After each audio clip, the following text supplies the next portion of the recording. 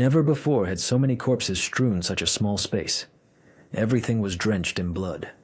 The snow that had fallen and continued to fall concealed the bodies from the distressed gaze of men. This isn't Dante. This is an eyewitness. A living person who stood on the field near the small Prussian town of Eylau on February 9th, 1807, and looked at the result of a single day of war. A single day. Approximately 50,000 people from both sides were put out of action during daylight hours, killed, severely wounded, frozen, or missing in the blizzard. Marshal Ney, who arrived on the field after the battle ended, uttered a phrase that would be quoted endlessly. "What a massacre, and for no purpose."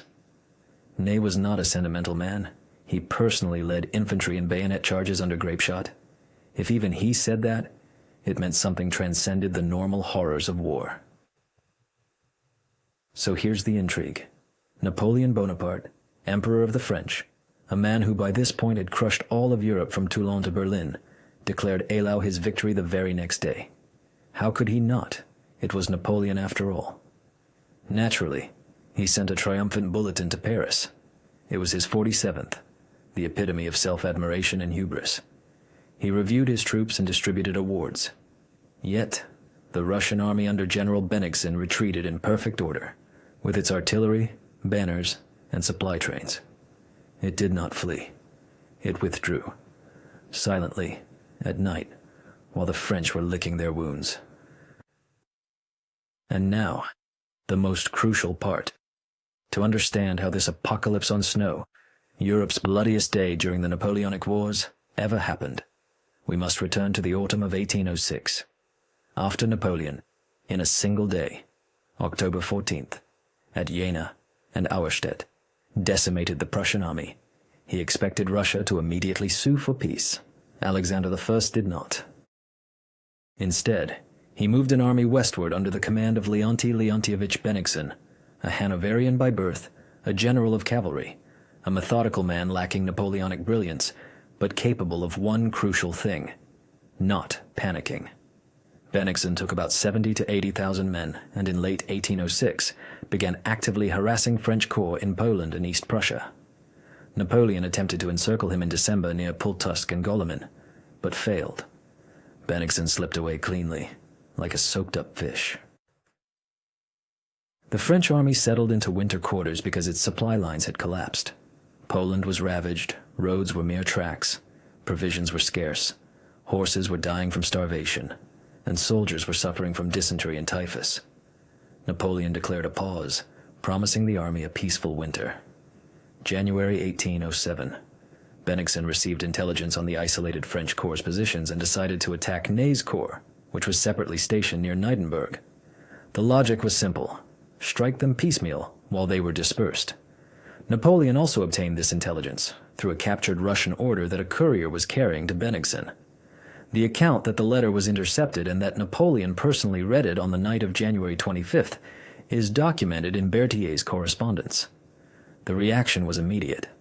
Pivot everything. Encircle Bennigsen while he was extended in his offensive. A chase across wintry East Prussia began, and it was, a special. Kind of hell.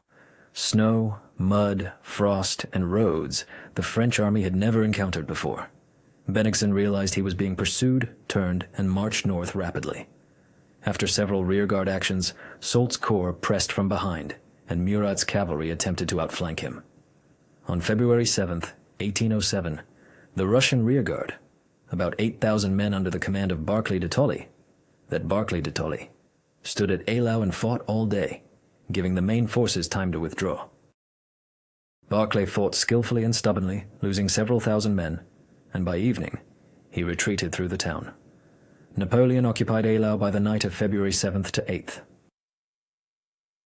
And here, Bennigsen did what you, Napoleon, genius of strategy, did not expect. He didn't retreat. He deployed his army 3 to 4 kilometers north of the town and held his ground. He occupied a ridge, secured his flanks with forests, and arrayed 460 cannons in a line. He had 67,000 men. You, on the morning of February 8th, had at most 45,000 because Ney's corps was late, and Davout was still on the march. A serious disparity. A normal person would have waited for all forces to arrive. You were Napoleon.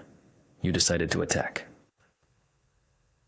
The morning of February 8th, 1807. 10 degrees below 0 Celsius. A blizzard visibility. At most 200 to 300 meters. Snow fell horizontally.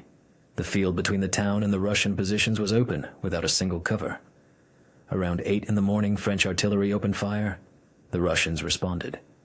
This continued for several hours, and it wasn't just an artillery duel. It was 660 cannons from both sides pounding positions through a blizzard with almost no visibility.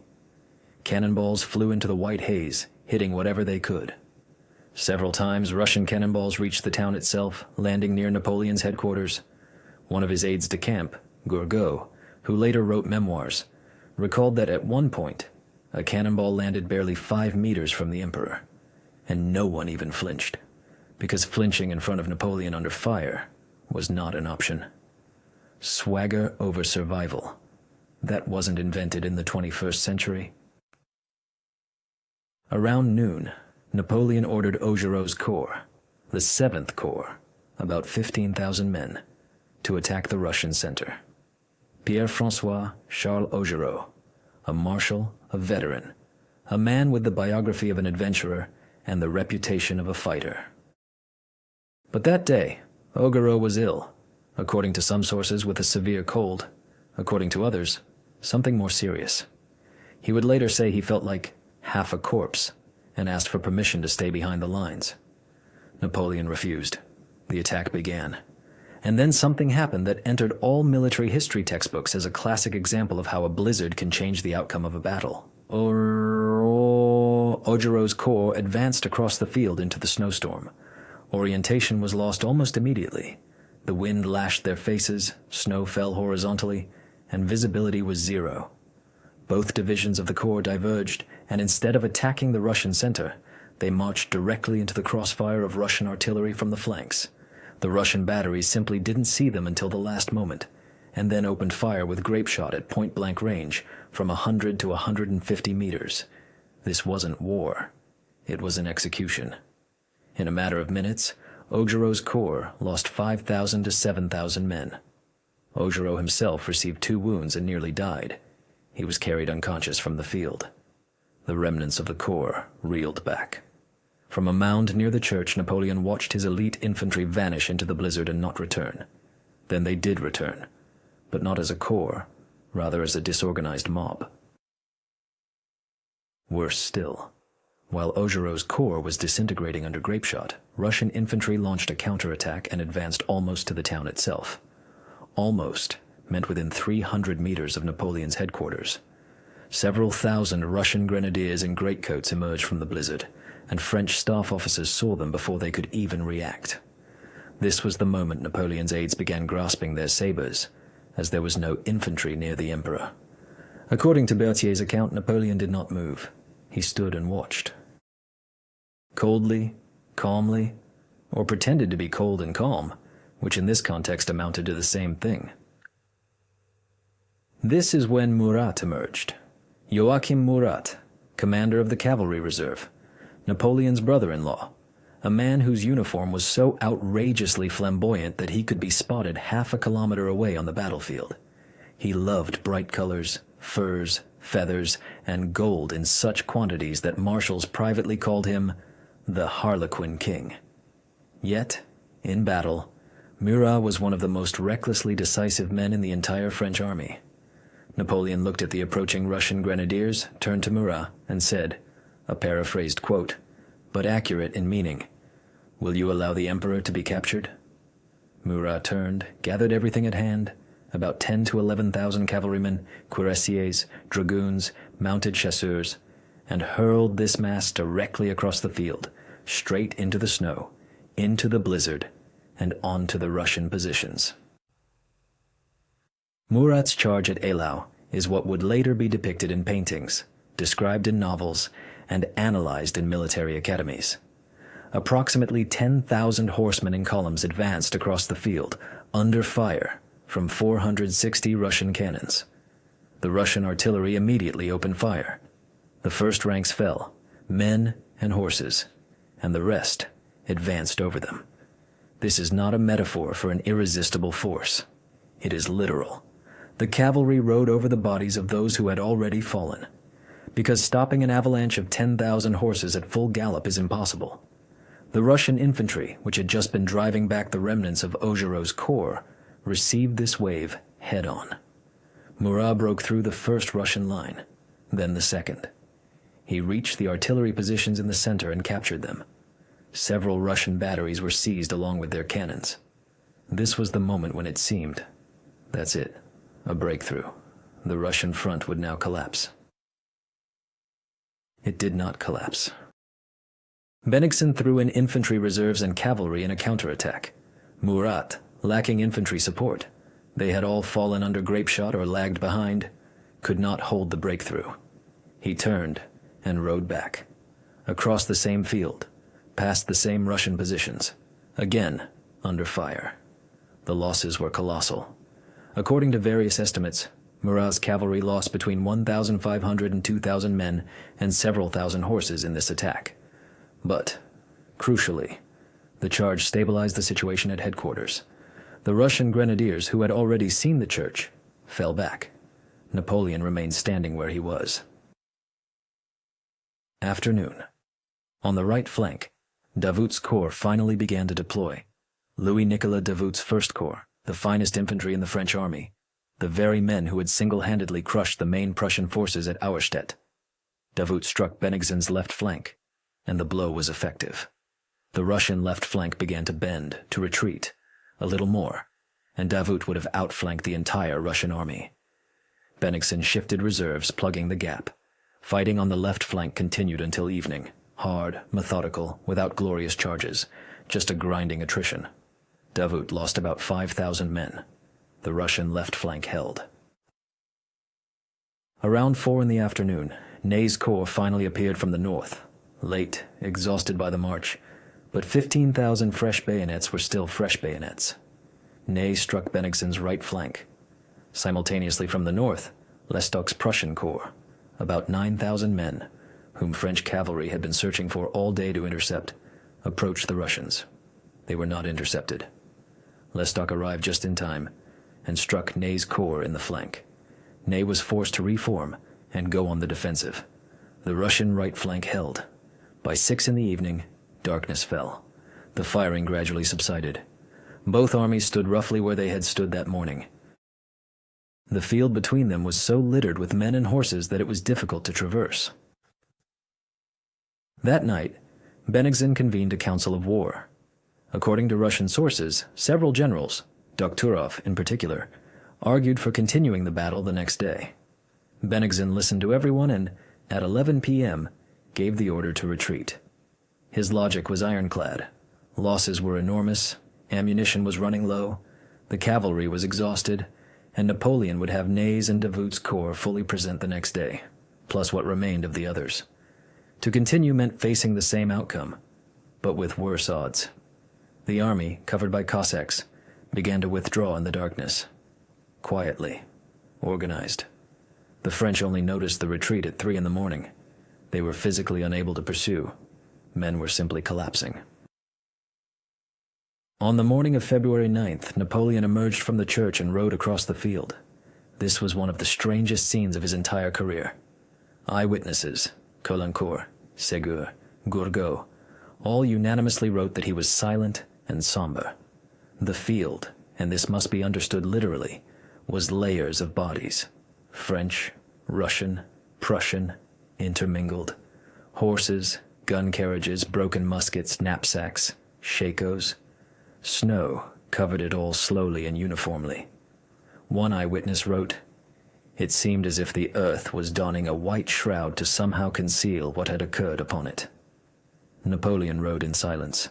Then he uttered, "A spectacle worthy of regret." This was his official reaction. Nothing more. What he wrote to Paris, however, is a separate story, worth more than many volumes. The 47th Bulletin of the Grande Armée, dated February 9th, 1807, declared, "The enemy has suffered a complete defeat. He has lost more than 30,000 men. The honor of the French army remains unsullied. 30,000 Russian casualties were at the upper end of realistic figures, and even that is debatable. French losses? The bulletin stated insignificant. In reality, between 25,000 and 30,000 men. This was insignificant. Madame Bonaparte in Paris received detailed letters from officers and realized something didn't add up. French society read the bulletin and celebrated victory. The Paris Stock Exchange did not react to the victory at all.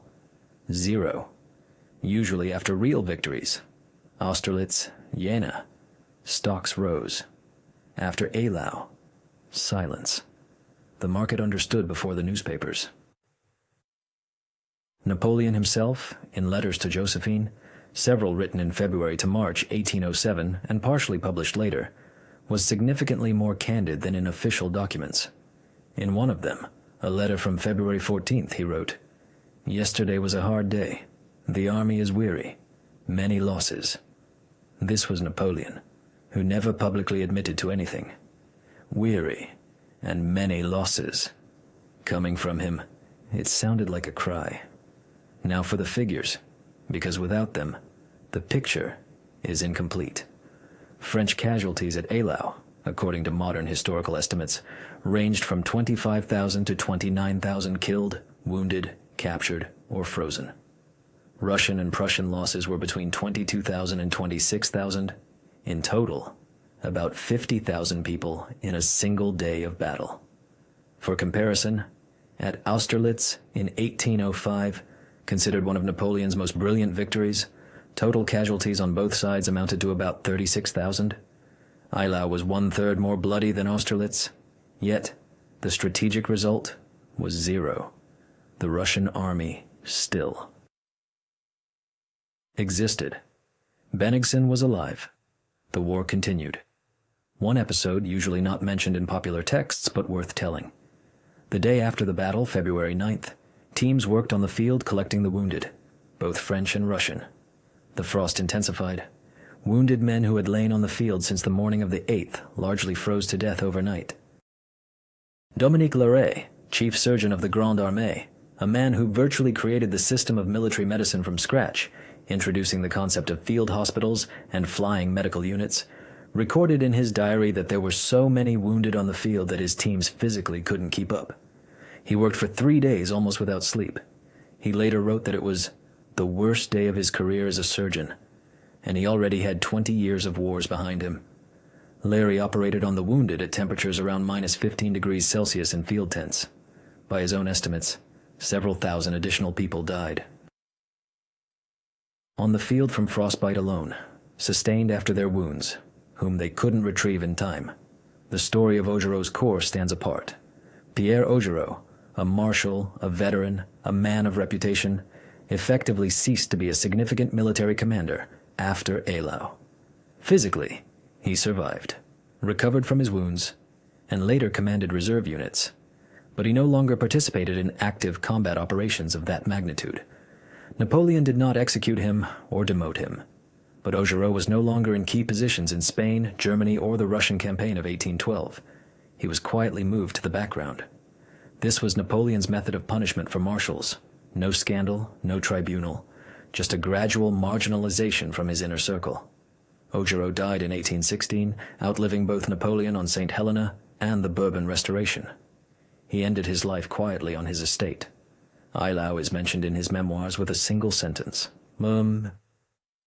After the battle, Napoleon spent several weeks in Osterode and Finkenstein, where his headquarters were located. The army was in winter quarters, replenishing and licking its wounds. Napoleon wrote letters, dealt with administrative matters, and received couriers from Paris. Marshal Berthier recalled that during these weeks, Napoleon was pensive and irritable, an uncharacteristic combination for him. Usually an irritable Napoleon was active and demanding. A pensive Napoleon was calm. To be pensive and irritable simultaneously, that was something new. Eylau had changed something within him. He had encountered an enemy for the first time who did not break after a terrible blow. The Russian army endured everything Napoleon could throw at it, and then withdrew, maintaining its formation. The war continued for several more months. In June 1807, at Friedland, Napoleon finally truly defeated Bennigsen. Marshal Ney's attack on the left flank, a trap near the Eylau River, approximately 20,000 Russian casualties against 8,000 French. That was a victory, a real one. After Friedland, Alexander I requested negotiations. The Treaty of Tilsit, July 1807. The meeting of the two emperors on a raft in the middle of the Neman River, a beautiful scene that artists love to depict. Napoleon got everything he wanted. Russia joined the continental blockade against England and recognized French conquests in Europe. A complete victory.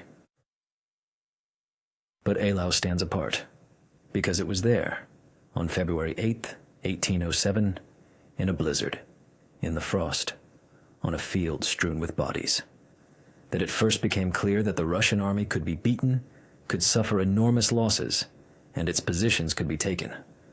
But it could not be broken in a single day. It could not be forced to flee. It could not be turned into a disorganized mob that surrenders or disperses. Bennigsen retreated. But he retreated. He did not flee. The difference is fundamental. Napoleon felt this difference. He filed it away somewhere in that part of his consciousness where uncomfortable observations are stored. And in 1812, standing at the Shevardino Redoubt and observing the Russian army again withdrawing after Borodino, organized with its artillery, with its banners, he might have remembered something. February, a blizzard, snow covering the field like a white shroud, and Ney's words, "What a massacre, and for no purpose." After Eylau, Bennigsen wrote a report to Alexander I, calling the battle a successful repulse of the attack, and claiming that French losses significantly exceeded Russian ones. This was not far from the truth. The French did lose slightly more. Alexander awarded Bennigsen the Order of St. George, second class. Thanksgivings were held in St. Petersburg. Officially, a victory. Unofficially, Bennigsen had lost a quarter of his army and retreated. Both governments celebrated victory over the same battle. This is probably the only instance in the Napoleonic Wars when both adversaries simultaneously wrote about the same field, "We won," and neither of them entirely lied. The field near Eylau thawed by March 1807. Local residents later recounted that for several years, the land yielded unusually rich harvests. Evidently, the Battle of Eylau was, if one were to be cynical, very good fertilizer. The town still exists today, now called Bagrationovsk, in honor of Russian General Pyotr Bagration, who commanded the Russian army's vanguard at Eylau and fought exceptionally well there. 5 years later, he would receive a fatal wound at Borodino as Napoleon advanced on Moscow and would not survive. But that is another story. The outcome of Eylau in raw figures looks like this: 50,000 men put out of action in a single day. Territorial result, 0. Strategic result, 0. Political result, 0. Both armies clashed again 4 months later at Friedland, and there, everything was decided. Eylau was simply the most expensive day of the war. For no purpose at all. As Ney said, he knew what he was talking about.